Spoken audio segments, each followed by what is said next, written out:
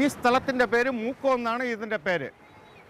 ഇവിടെ എന്ന് പറഞ്ഞാൽ ഏറ്റവും കൂടുതൽ ചുപ്പിയും അതുപോലെ കല്ലിറാളും മറ്റുള്ള സാധനങ്ങളും ഉണ്ടാകുന്നൊരു സ്ഥലമാണ്.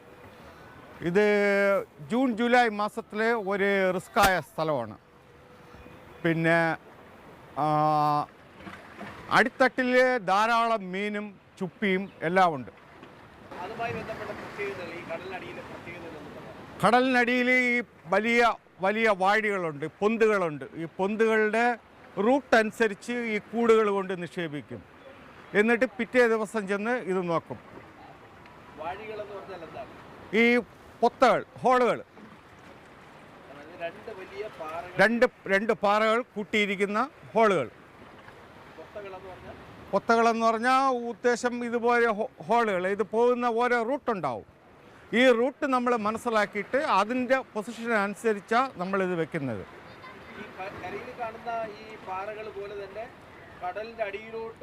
അതെ അതെ അതെ അതെ അതെ.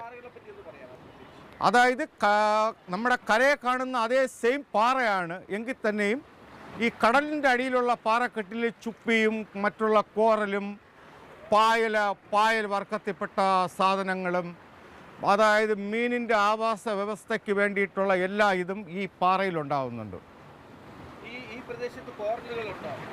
സോഫ്റ്റ് കോർ, ഇന്ത്യയിലെ തന്നെ അപൂർവമായ സോഫ്റ്റ് കോറൽ മുതൽ അതിൽ താഴ്ന്ന ഇനം കോറലുകൾ വരെ ഇപ്പോൾ ഇവിടെ കണ്ടുവരുന്നുണ്ട്. അതെ അതെ അതെ.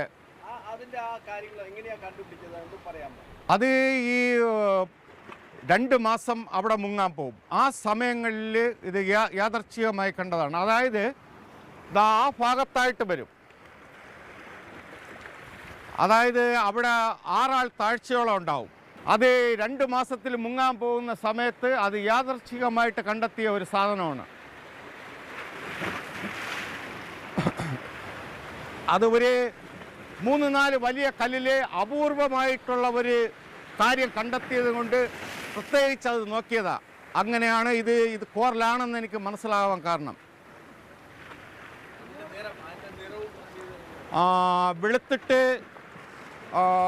വെളുത്തിട്ട് വയലറ്റ് കളറോട് കൂടിയ, ചുവന്നതും വയലറ്റ് കളറോട് കൂടിയതുമാണ്. അവിടെ മറ്റുള്ള തരം കോറലുകളുണ്ട്, സാധാരണ ചെറിയ തരം കോറലുകളുണ്ട്. അത് ഇതിനു മുമ്പ് എൻ്റെ ശ്രദ്ധയിൽപ്പെട്ടിട്ടുണ്ട്. പക്ഷേ ഇത് ആദ്യമായിട്ടാണ് എൻ്റെ ശ്രദ്ധയിൽപ്പെട്ടത്. അത് ഞാനിങ്ങനെ മറ്റൊരു ആൾക്കാരടുത്ത് പറയുകയും മറ്റുള്ളവരെ അത് ചിലവരെ ചെന്ന് കാണുകയും ചെയ്തായിരുന്നു.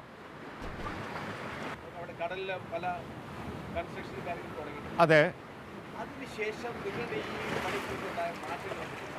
ധാരാളം മാറ്റങ്ങളുണ്ടായി. അതായത് ചുപ്പികൾ നശിച്ചു പോകുന്ന മീനിൻ്റെ ആവാസ വ്യവസ്ഥ ഇപ്പോൾ താരതമ്യേന കഴിഞ്ഞ വർഷത്തെ അപേക്ഷിച്ച് ഇപ്പോൾ മീൻ ഇവിടെ സ്റ്റേ ചെയ്യുന്നില്ല. കാരണം മീനും എല്ലാം പോകുന്നുണ്ട്. കാരണം ആവാസ വ്യവസ്ഥയിൽ തന്നെ വലിയ വ്യത്യാസമുണ്ടായി. അതായത് പൊടിപടലം കൊണ്ട് മൂടുകയും കടൽ ഏത് സമയവും കലങ്ങലും.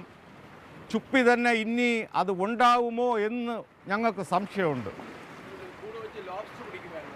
ലാബ്സ്റ്ററും ഇപ്പോൾ കുറവാണ്. അതായത് കഴിഞ്ഞ വർഷം അപേക്ഷിച്ച് ഇപ്പോൾ കൺസ്ട്രക്ഷൻ തുടങ്ങിയതിന് ശേഷം പാടെ തന്നെ ഇവിടെ മീനിൻ്റെയും ലോബ്സ്റ്ററിൻ്റെയും ഈ കോറലുകൾ, ചുപ്പികൾ, മറ്റുള്ള ചെറു പ്രാണികൾ എല്ലാം അപ്രതീക്ഷിതമായിക്കൊണ്ടിരിക്കുക. ഇതേ സെയിമിലെ മണ്ണിലുള്ള ഒരു സൈസ് പുറ്റ് വീണ്ടും ഇപ്പോൾ രൂപം കൊണ്ട് വരുന്നുണ്ട്. ഇത് ആദ്യമായിട്ട് രൂപം കൊണ്ട് വരുന്നതാണ്. ഈ കൺസ്ട്രക്ഷൻ നടന്നതിന് ശേഷമാണ് ഇത് ആദ്യമായി രൂപം കൊള്ളാൻ തുടങ്ങിയത്. ഇത് എല്ലാ കല്ലിലും കുറേശ്ശെ വ്യാപിച്ചുകൊണ്ടിരിക്കുക. ഞങ്ങൾ 100ഓളം കുടുംബങ്ങൾ, മൊത്തം 100ഓളം കുടുംബങ്ങൾ, പുരുഷന്മാരും ഇതുകൊണ്ട് വിൽക്കുന്ന സ്ത്രീകളുമായിട്ട് 100ഓളം പേര് ഞങ്ങൾ ഇതുകൊണ്ട് ജീവിക്കുന്നുണ്ട്. ഇപ്പോൾ തന്നെ ഞങ്ങളുടെ 40% തൊഴിൽ നഷ്ടപ്പെട്ടു. ഇനി ഈ അവസ്ഥയാണെന്നുണ്ടെങ്കിൽ അടുത്ത വർഷം ആവുമ്പോൾ ഞങ്ങളുടെ 100% ജോലി നഷ്ടപ്പെടും.